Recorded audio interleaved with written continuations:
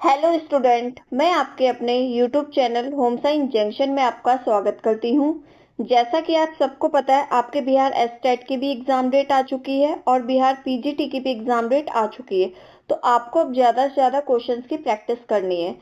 तो आज की क्लास को हम स्टार्ट करते हैं।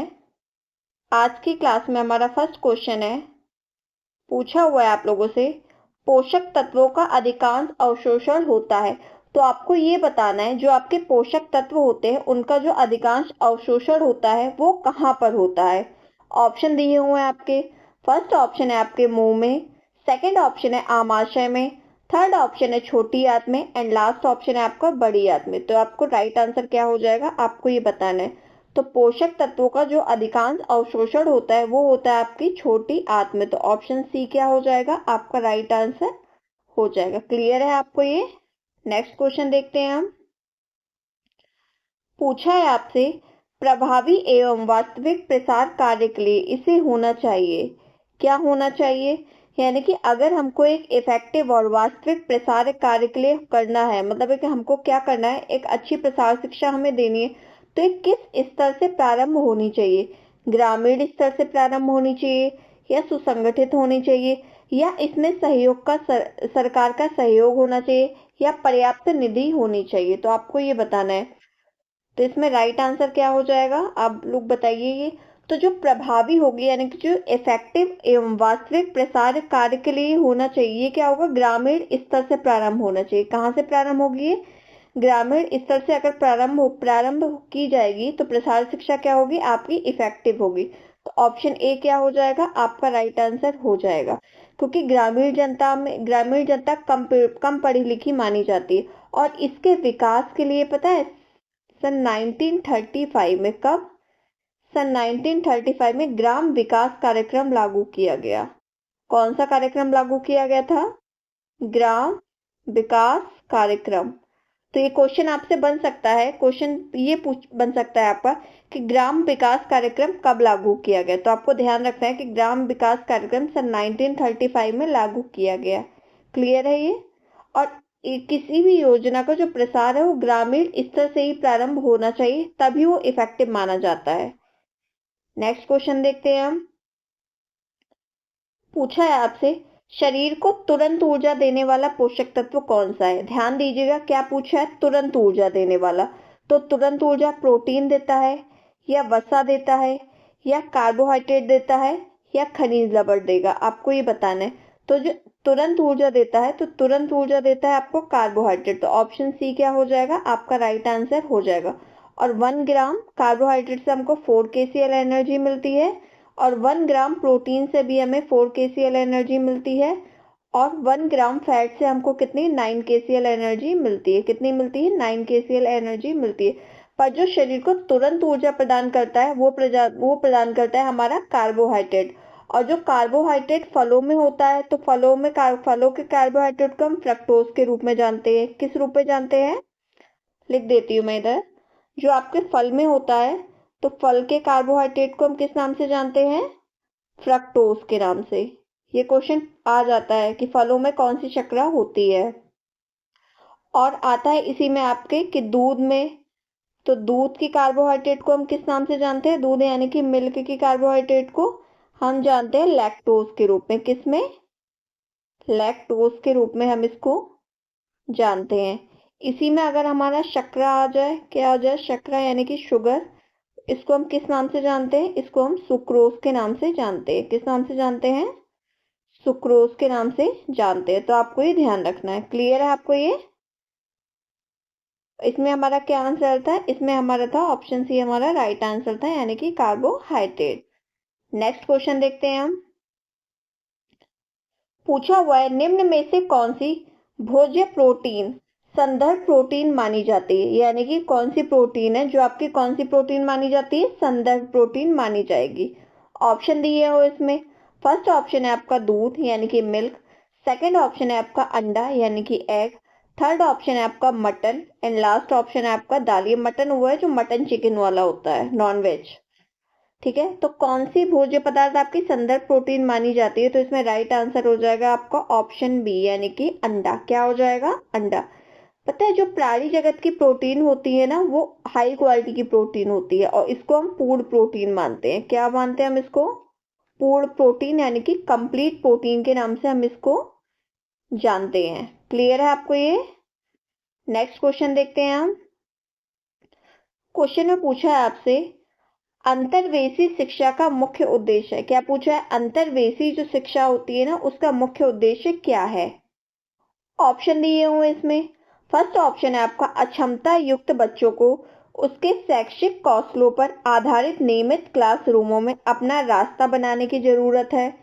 सेकंड ऑप्शन है आपका, अक्षमता युक्त बच्चों को विशेष विद्यालय शिक्षा की जरूरत है।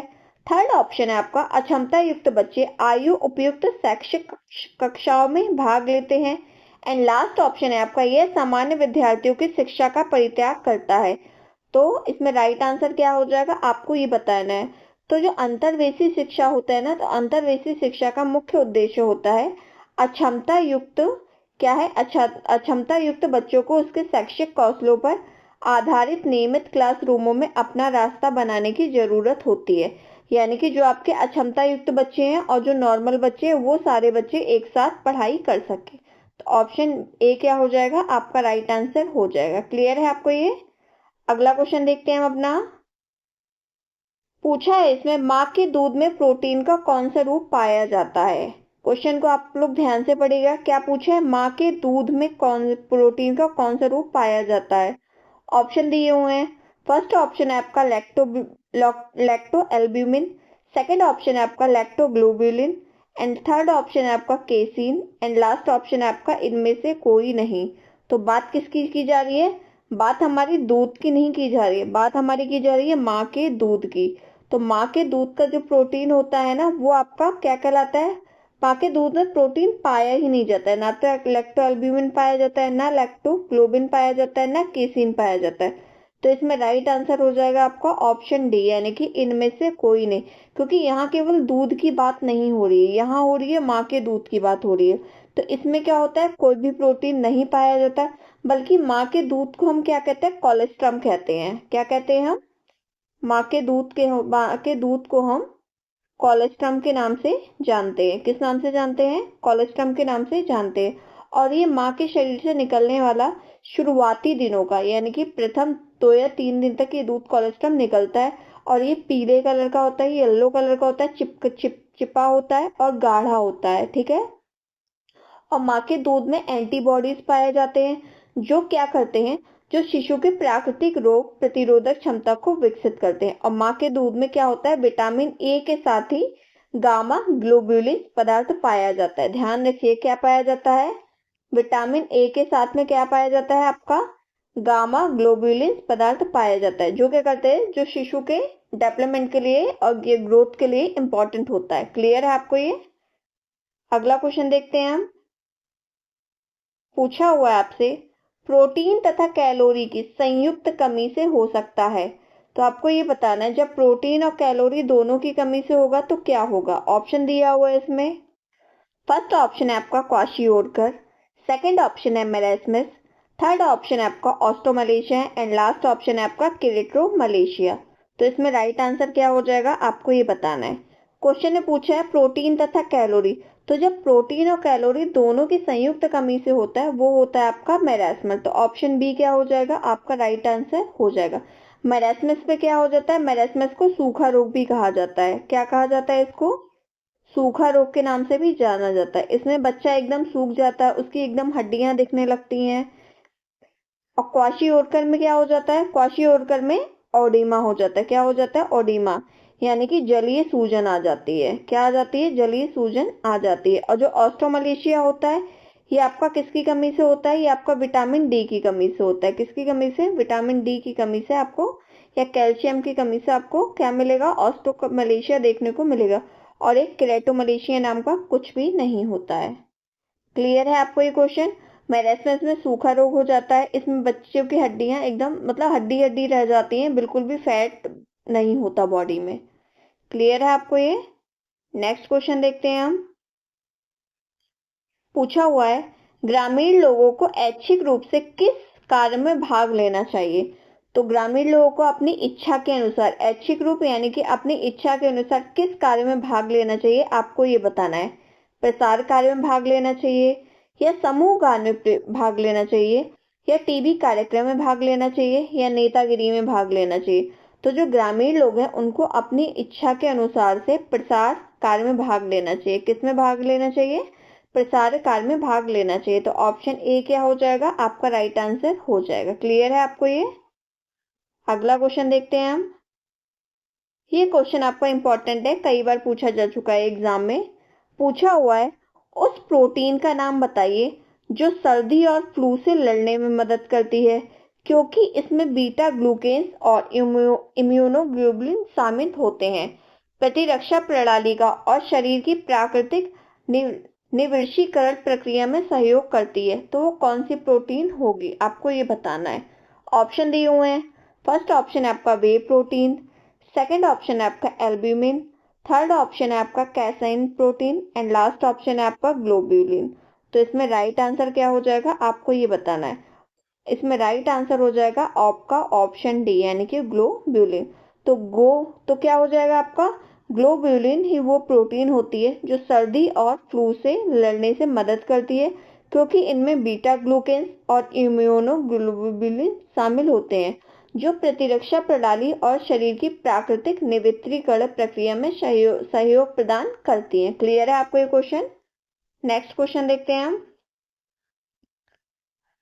पूछा हुआ है आपसे, साधारणता किस वसा को हानिकारक कोलेस्ट्रॉल कहते हैं? तो आपको ये बताना है कि हानिकारक कोलेस्ट्रॉल जो होता है वो कौन सा होता है। ऑप्शन दिए हुए हैं। फर्स्ट ऑप्शन है आपका एलडीएल, क्या है? एलडीएल। सेकंड ऑप्शन है आपका एचडीएल, क्या है? एचडीएल। थर्ड ऑप्शन है आपका वी, क्या है आपका थर्ड ऑप्शन? थर्ड ऑप्शन है आपका VLDL एंड लास्ट ऑप्शन है आपका काइलोमाइक्रॉन। तो राइट आंसर बताना है। राइट आंसर क्या हो जाएगा आपका? तो जो आपका हानिकारक कोलेस्ट्रॉल होता है ना, तो वो हानिकारक कोलेस्ट्रॉल होता है आपका LDL। क्या होता है? LDL यानी कि लो डेंसिटी लिपोप्रोटीन। तो ऑप्शन ए क्या हो जाएगा? आपका राइट आंसर हो जाएगा। अगर इसी में ये पूछा जाए कि आपके लिए अच्छा कोलेस्ट्रॉल कौन सा है, यानी कि गुड कोलेस्ट्रॉल की कैटेगरी में कौन आता है, तो आपका गुड कोलेस्ट्रॉल होता है आपका HDL। क्या होता है? HDL। ये कौन सा होता है आपका? गुड कोलेस्ट्रॉल होता है, यानी कि हाई डेंसिटी लिपोप्रोटीन। क्लियर है आपको ये? और इसी में जो ये दिया हुआ है VLDL, तो VLDL की फुल फॉर्म होती है इसमें very low density lipoprotein. Clear है आपको ये? और अगर हम वसा का वर्गीकरण देखें, तो जो वसा का वर्गीकरण होता है ना, वो दो आधारों पर किया जाता है। कितने आधारों पर किया जाता है वसा का वर्गीकरण? देख लेते हैं हम। दो आधारों पर। एक तो होता है हमारा किस आधार पर? एक होता है हमारा प्राप्ति के आधार पर। किस आधार पर? प्राप्ति के आधार पर। एक होता है हमारा संरचना यानी कि स्ट्रक्चर के आधार पर। किस आधार पर? संरचना के आधार पर।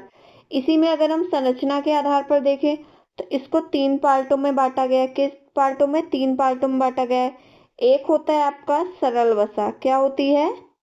सरल वसा, यानी कि आपकी ट्राइग्लिसराइड आ जाएगी।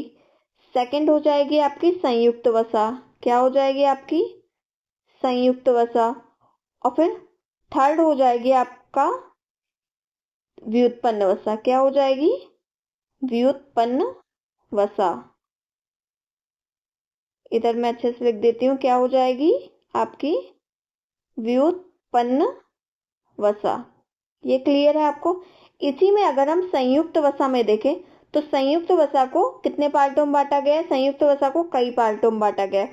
तो इसको बांटा गया आपका, एक हो जाएगा आपका लाइपोप्रोटीन, फिर इसमें फास्फोलिपिड आ जाएगा, फिर आ जाएगा आपका ग्लाइकोलिपिड एंड लास्ट है आपका सल्फोलिपिड। तो जो आपकी लाइपोप्रोटीन होती है ना, तो लाइपोप्रोटीन के अंतर्गत इसमें तीन भागों में बांटा गया। एक आ जाएगा आपका क्या? HDL। फिर एक आ जाएगा इसी में आपका LDL, यानी कि जो कि आपके ऑप्शन में दिए हुए थे, और एक आ जाएगा आपका VLDL। क्या आ जाएगा आपका? VLDL। तो इसमें जो HDL हो जाएगा वो हो जाएगा आपका हाई डेंसिटी लिपोप्रोटीन। जो LDL है वो हो जाएगा आपका लो डेंसिटी लिपोप्रोटीन। जो आपका VLDL है वो हो जाएगा आपका very low density lipoprotein. Clear है आपको ये? नेक्स्ट क्वेश्चन देखते हैं, इसमें हमारा राइट आंसर क्या था? ऑप्शन ए यानी कि LDL। ठीक है, अगला क्वेश्चन देखते हैं हम अपना। पूछा हुआ है आपसे, इस भोज्य पदार्थ में जिसमें रेटिनॉल की अधिक मात्रा पाई जाती है, किसकी मात्रा अधिक पाई जाती है? रेटिनॉल की अधिक मात्रा पाई जाती है, वह भोज्य पदार्थ आपको बताना है। ऑप्शन दिया हुआ है, फर्स्ट ऑप्शन है आपका called liver oil, second option है शार्क लीवर तेल यानी कि shark liver oil, third option है आपका मक्खन एंड लास्ट ऑप्शन है आपका माता का दूध। तो इसमें राइट आंसर हो जाएगा कि जिसमें रेटिनॉल की अधिक मात्रा पाई जाती है वो होता है आपका शार्क लीवर ऑयल, यानी कि ऑप्शन बी क्या हो जाएगा? आपका राइट आंसर हो जाएगा। जो शार्क लीवर ऑयल होता है एक तरह का मछली का तेल होता है। क्या होता है? शार्क मछली होती है ना, तो उसके लीवर का जो ऑयल होगा वो क्या कहलाता है? आपका शार्क लीवर ऑयल कहलाता है।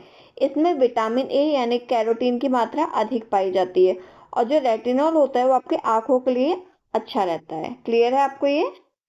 नेक्स्ट क्वेश्चन देखते हैं हम। पूछा हुआ है आपसे क्वेश्चन में, यौगिक जो कार्बोहाइड्रेट वसा और प्रोटीन से ऊर्जा निकालना सुगम बनाते हैं वो क्या कहलाते हैं? रेशे कहलाते हैं, जल कहलाते हैं, खनिज कहलाते हैं या विटामिन कहलाते हैं? आपको ये बताना है। तो ऐसे यौगिक जो कार्बोहाइड्रेट वसा और प्रोटीन से ऊर्जा निकालना सुगम बनाते हैं वो विटामिन कहलाते हैं। क्या कहलाते हैं वो? विटामिन कहलाते हैं। तो ऑप्शन डी क्या हो जाएगा? आपका राइट आंसर हो जाएगा। नेक्स्ट क्वेश्चन देखते हैं हम। पूछा हुआ है आपसे कि बाइटॉट स्पॉट क्या होता है? बिटॉट स्पॉट निम्न का लक्षण है, किसका लक्षण है? आपको ये बताना है। ऑप्शन दिए हुए हैं, एस्कॉर्बिक एसिड की कमी का, सेकंड ऑप्शन है आपका IDD का, क्या है? सेकंड ऑप्शन है आपका IDD का, थर्ड ऑप्शन है आपका VAD का, क्या है? VAD का, एंड लास्ट ऑप्शन है आपका IDA का। तो इसमें राइट आंसर क्या हो जाएगा? आपको ये बताना है। तो जो आपका बिटॉट स्पॉट होता है ये आपका लक्षण होता है VAD का। किसका लक्षण होता है? VAD का होता है। तो ऑप्शन सी क्या हो जाएगा? आपका राइट आंसर हो जाएगा। बी से आपका विजुअल हो जाएगा, और VAD की फुल फॉर्म जो होगी वो आपको कमेंट सेक्शन में बतानी है कि इसकी VAD की फुल फॉर्म क्या होगी। नेक्स्ट क्वेश्चन देखते हैं हम।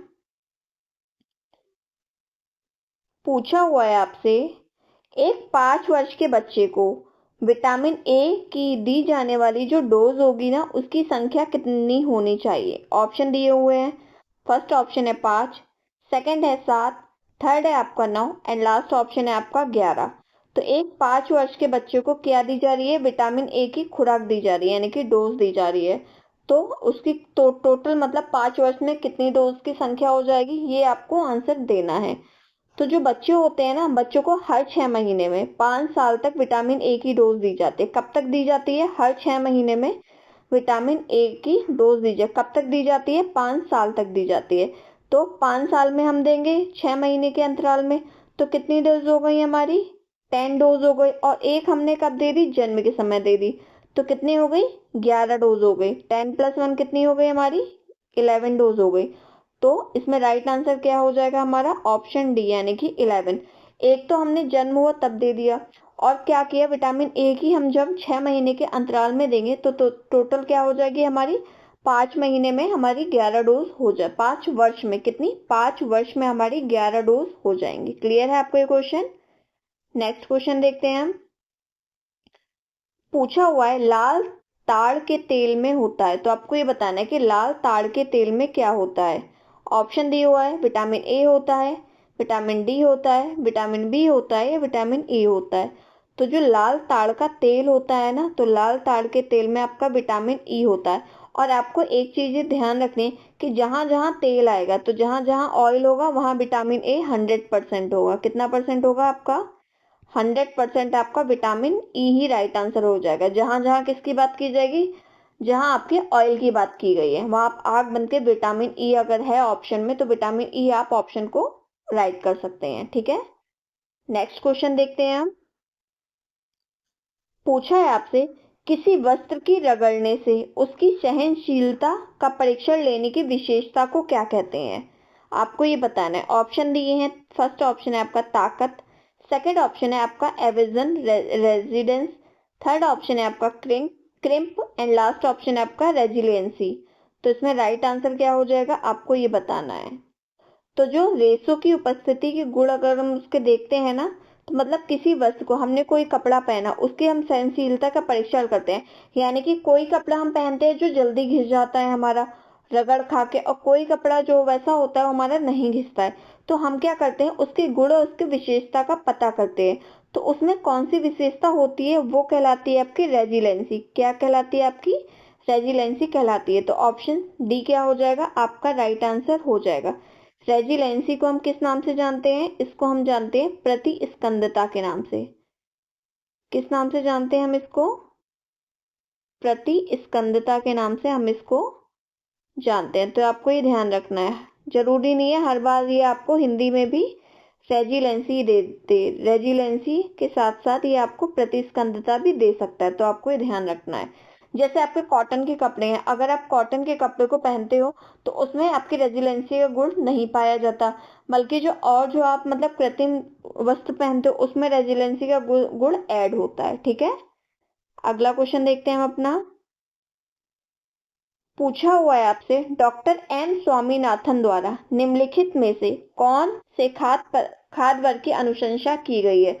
यानी कि आपसे डायरेक्ट क्वेश्चन में ये पूछा है, जो डॉक्टर एम स्वामीनाथन जी हैं, इनके द्वारा कौन से खाद्य वर्ग की अनुशंसा, यानी कि कितने फूड ग्रुप बताए गए हैं। 4 फूड ग्रुप बताए गए हैं, या 5 फूड ग्रुप बताए गए हैं, या 7 फूड ग्रुप बताए गए हैं, या 11 फूड ग्रुप बताए गए हैं। तो इसमें राइट आंसर हो जाएगा आपका ऑप्शन डी, यानी कि 11 खाद्य वर्ग की अनुशंसा की गई है। किसके अनुसार, डॉक्टर एस स्वामीनाथन के अनुसार। तो इसमें जो पहला है, इसमें फर्स्ट है आपका अनाज एवं ज्वार। क्या है, फर्स्ट है आपका अनाज एवं ज्वार। सेकंड में इन्होंने दालें ली हैं। थर्ड है आपका गिरियां और तिलहन। फोर्थ है आपका सब्जियां। फिफ्थ है आपका फल एंड सिक्स है आपका दूध तथा दूध से बने पदार्थ। सेवेंथ है आपका अंडे।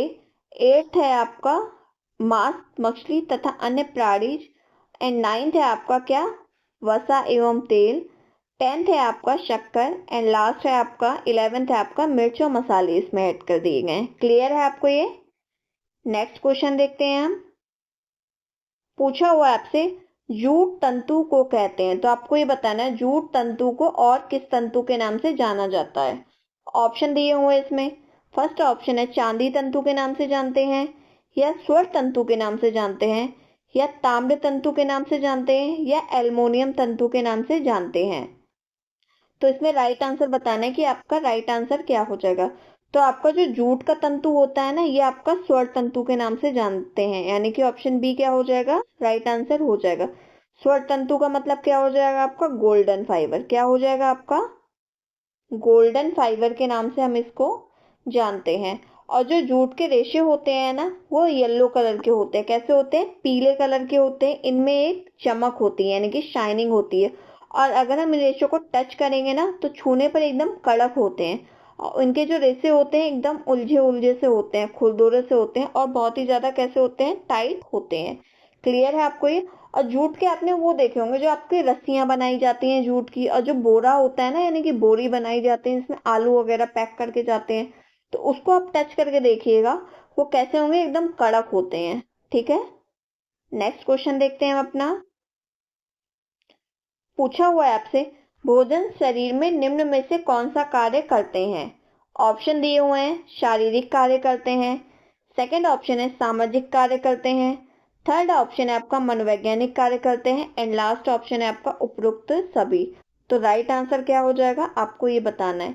तो जो भोजन होगा ना, भोजन शरीर में आपका क्या करता है, शारीरिक कार्य करता है। शारीरिक कार्य आपका कैसे करता है, जैसे जब हम भोजन खाएंगे, भोजन करते हैं, तभी तो हमको क्या मिलती है, एनर्जी मिलती है, हमारे शरीर की ग्रोथ होती है, डेवलपमेंट होता है हमारे शरीर का, किससे, भोजन को खाने से, यानी कि हेल्दी फूड्स को खाने से। इसमें आपका सामाजिक कार्य कैसे हो जाएगा, जैसे हम क्या करते हैं कि कोई भी हम अपनी फंक्शंस करते हैं, बर्थडे पार्टी करते हैं, मुंडन पार्टी करते हैं, या कोई भी किटी पार्टी करते हैं, तो हम उसमें क्या करते हैं, भोजन पे बुलाते हैं लोगों को। क्या करते हैं, खाने पे बुलाते हैं, शादियों में बुलाते हैं। किसके लिए बुलाते हैं, भोजन के लिए बुलाते हैं। तो ये क्या करता है, सामाजिक कार्य भी करता है, यानी कि गेट टुगेदर का कार्य भी ये कौन करता है, सामाजिक कार्य के अंतर्गत आ जाएगा। किसके माध्यम से, भोजन के माध्यम से। और ये आपका मनोवैज्ञानिक कार्य कैसे करेगा, यानी कि जब साथ में आपके फैमिली मेंबर्स जितने भी है सब लोग साथ में खाना खाते हैं तो आपको एक सिक्योरिटी की फीलिंग आती है। किसकी फीलिंग आती है, सिक्योरिटी की फीलिंग आती है। तो ये कौन सा कार्य करता है, ये आपका मनोवैज्ञानिक कार्य भी कर रहा है। इसके अकॉर्डिंग देखा जाए तो ऑप्शन डी क्या हो जाएगा, हमारा राइट आंसर हो जाएगा, यानी कि उपयुक्त सभी। नेक्स्ट क्वेश्चन देखते हैं हम अपना। पूछा हुआ है आपसे विटामिन ए के दृष्टिक चिन्हों का सही क्रम पहचानिए। तो विटामिन ए के जो दृष्टि के चिन्ह हैं, यानी कि विटामिन ए से जो होने वाली आंखों संबंधी बीमारियां हैं, आपको इसको क्या बताना है, सही क्रम में पहचानना है कि राइट आंसर इसमें क्या हो जाएगा। ऑप्शन दिए हुए इसमें, फर्स्ट ऑप्शन है इसमें night blindness, Bitot spot, keratomalacia and corneal xerosis. Second option है आपका Bitot spot, keratomalacia, corneal xerosis and night blindness. Third option है आपका night blindness, Bitot spot, corneal xerosis और क्या है, कॉर्नियल है आपका जीरोसिस और क्या है, केरेटोमलेशिया। क्या है, केरेटोमलेशिया। फोर्थ ऑप्शन है आपका इसमें keratomalacia, Bitot spot, night blindness, corneal xerosis. तो इसका सही क्रम हो जाएगा आपका जो है पहले तो क्या होता है, विटामिन ए की कमी से नाइट ब्लाइंडनेस होता है। क्या होता है, नाइट ब्लाइंडनेस होता है। उसके बाद हो जाएगा आपका बिटॉट स्पॉट हो जाएगा, फिर होता है आपका कॉर्नियल जीरोसिस एंड लास्ट में होता है केरेटोमलेशिया। तो ऑप्शन सी क्या हो गया, आपका राइट आंसर हो जाएगा। नाइट ब्लाइंडनेस क्या होता है, आपका रतौंधी होता है जिसमें अंधेरे में दिखना बंद हो जाता है। बिटॉट स्पॉट में क्या होता है, आपकी जो आंखों की कॉर्निया होता है ना, उसमें व्हाइट कलर का एक धब्बा सा पड़ जाता है। कॉर्नियल जीरोसिस में क्या होता है, जो आपके आंसू वाली ग्रंथि होती है ना, वो सूख जाता है, यानी कि आपके आंखों का लिक्विड सूखने लगता है। केरेटोमलेशिया आपकी इतनी भयंकर बीमारी होती है कि इसमें क्या होती है, आपके आंखें गिरने का खतरा भी रहता है। क्लियर है आपके सारे पॉइंट। नेक्स्ट क्वेश्चन देखते हैं हम अपना। पूछा हुआ है आपसे ऊन की आणविक संरचना में सबसे कमजोर जोड़ कौन सा होता है, आपको ये बताना है। ऑप्शन दिए हुए हैं, फर्स्ट ऑप्शन है आपका आर्जिनिन जोड़, सेकंड ऑप्शन है सोडियम जोड़, थर्ड है आपका अम्लीय जोड़ एंड लास्ट है आपका सल्फर जोड़। तो ऊन की आणविक संरचना में सबसे कमजोर जो आपका जोड़ होता है वो कौन सा जोड़ होता है, वो होता है आपका अम्लीय जोड़। तो ऑप्शन सी क्या हो जाएगा, आपका राइट आंसर हो जाएगा। जो आपके ऊन के रेशे होते हैं ना, वो कमजोर होते हैं और अगर ये भीगने की अवस्था में ये अपनी 25 से 30% क्या करते हैं, अपनी मजबूती खो देते हैं। कितनी मजबूती खो देते हैं, 25 से 30% तक भीगने पर अपनी मजबूती को खो देते हैं। तो क्वेश्चन आपका एग्जाम में पूछा जा चुका है कि ऊन गीली अवस्था में कितने परसेंट अपनी मजबूती को खो देता है। तो 25 से 30% अपनी मजबूती को खो देता है, ये आपको ध्यान रखना है। नेक्स्ट क्वेश्चन देखते हैं हम।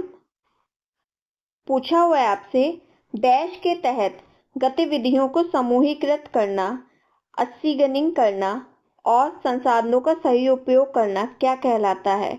ऑप्शन दिए हुए हैं, ये आपका असाइन करना है। क्या होगा, अस्सीगनिंग नहीं, ये आपका असाइन करना हो जाएगा। एंड ऑप्शन दिए हुए इसमें, फर्स्ट ऑप्शन है आपका योजना बनाना है, यानी कि प्लानिंग करना, सेकंड है आपका नियंत्रण, थर्ड है आपका आयोजन एंड लास्ट ऑप्शन है आपका मूल्यांकन। तो इसमें राइट आंसर क्या हो जाएगा, तो किसके तहत करते हैं हम गतिविधियों को समूहीकृत करना, तो हम करते हैं किसके तहत, योजना बना, किसके तहत करते हैं हम, आयोजन के तहत करते हैं। किसके अंतर्गत, आयोजन के तहत। तो ऑप्शन सी क्या हो जाएगा, हमारा राइट आंसर हो जाएगा। आयोजन के तहत हम क्या करते हैं, गतिविधियों को समूहीकृत करना, असाइन करना, संसाधनों का सही उपयोग करते हैं, यानी कि हम संसाधनों का क्या कर रहे हैं, सही उपयोग कर रहे हैं। ठीक है, तो ये किस में आ जाएगा, आपके आयोजन में आ जाएगा। क्लियर है आपको ये। नेक्स्ट क्वेश्चन देखते हैं अपना। पूछा हुआ है परिवार के लिए भोजन किस प्रकार की आवश्यकताओं में आता है, आपको ये बताना है। ऑप्शन दिए हुए हैं, सुविधा में आता है, लचीली में यानी कि फ्लेक्सिबल में आता है, या आवश्यकता में आता है, या विलासिता में आता है। तो परिवार के लिए जो भोजन होता है ना, वो आता है आपके किस में, आवश्यकता में आता है। तो ऑप्शन सी क्या हो जाएगा, आपका राइट आंसर हो जाएगा। और आवश्यकताओं में भी कैसी आवश्यकता में, ये आता है आपकी अनिवार्य आवश्यकता में। किस में आता है, आपकी अनिवार्य आवश्यकता के अंतर्गत आता है। अनिवार्य आवश्यकता में हमारा क्या क्या आता है? रोटी, कपड़ा, मकान, यानी कि भोजन, वस्त्र और आवास। नेक्स्ट क्वेश्चन देखते हैं हम। ये आपकी डेफिनेशन है। पूछा हुआ है आपसे, गृह प्रबंध के अंतर्गत परिवार के साधनों का नियोजन, नियंत्रण तथा मूल्यांकन आता है, जिसके द्वारा पारिवारिक लक्ष्यों की प्राप्ति की जाती है। यह कथन किसका है? ऑप्शन दिए हुए हैं। फर्स्ट ऑप्शन है हरलॉक का है, सेकंड ऑप्शन है आपका निकल तथा डार्सी का है, थर्ड ऑप्शन है आपका ऑलिवर सेल्डन का है, या लास्ट ऑप्शन है आपका ऑफनर का है। तो गृह प्रबंध यानी कि होम मैनेजमेंट के अंतर्गत परिवार के साधन की बात की गई है। साधन में आपका क्या आ गया? प्लानिंग आ गया, कंट्रोलिंग आ गया, यानी कि नियोजन, नियंत्रण और मूल्यांकन, इवैल्यूएशन आ गया, जिसके द्वारा क्या किया जाता है? पारिवारिक लक्ष्यों की प्राप्ति की जाती है। तो यह कथन है आपका निकल तथा डॉर्सी का। तो ऑप्शन बी क्या हो जाएगा? आपका राइट आंसर हो जाएगा। अगर आप लोगों ने डेफिनेशन यानी कि परिभाषाएं वाली क्लास नहीं देखी हो तो आप होम साइंस जंक्शन की प्लेलिस्ट में जाके आप उसको देख लीजिएगा। उसमें 2 क्लासेस में आपकी सारी परिभाषाएं दी हुई हैं, तो आपकी एग्जाम के लिए बहुत ही इंपॉर्टेंट है। अगर आप उस क्लास को देख लेते हो तो उससे ज्यादा आपको डेफिनेशन पढ़ने की जरूरत नहीं है। ठीक है, नेक्स्ट क्वेश्चन देखते हैं हम। पूछा हुआ है आपसे, प्रबंध विज्ञान और कला दोनों है। ये एक स्टेटमेंट है। क्या स्टेटमेंट है आपका? जो आपका प्रबंध है वो विज्ञान तथा कला दोनों है। केवल विज्ञान है, केवल कला है। आप इस बात से असहमत हैं या आप इस बात से सहमत है? तो आपको ये बताना है।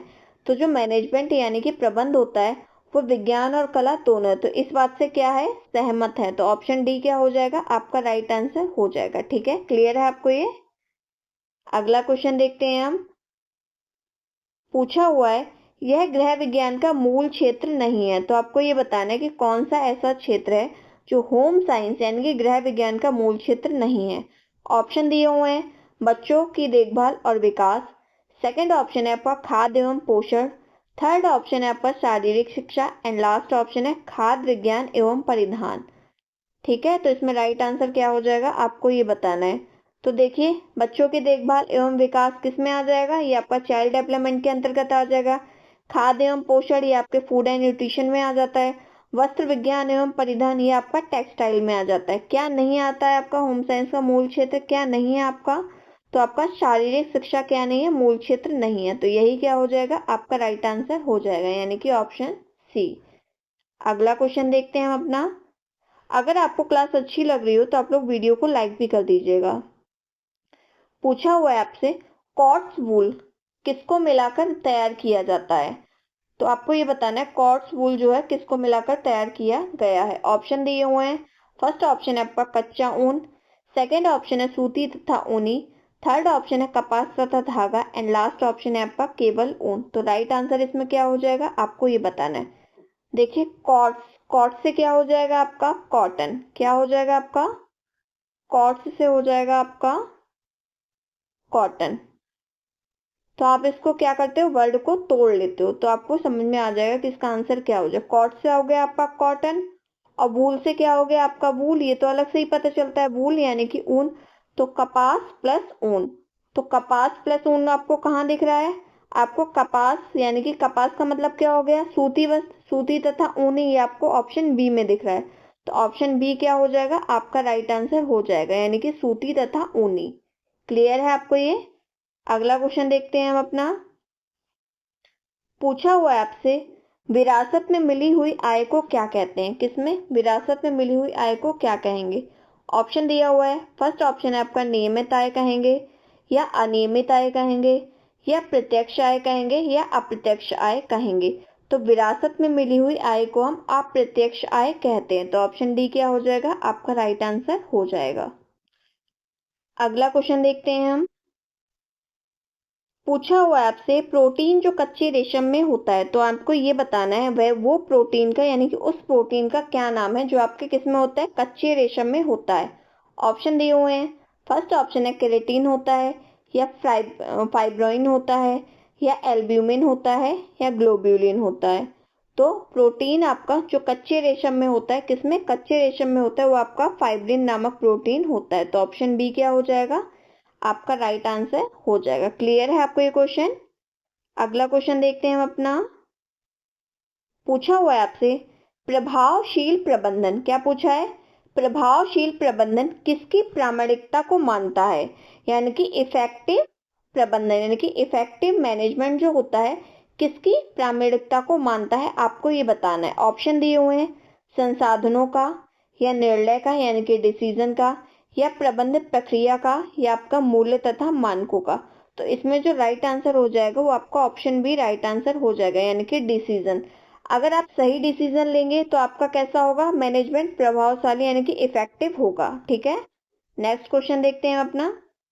तो आज का ही हमारा यही लास्ट क्वेश्चन था।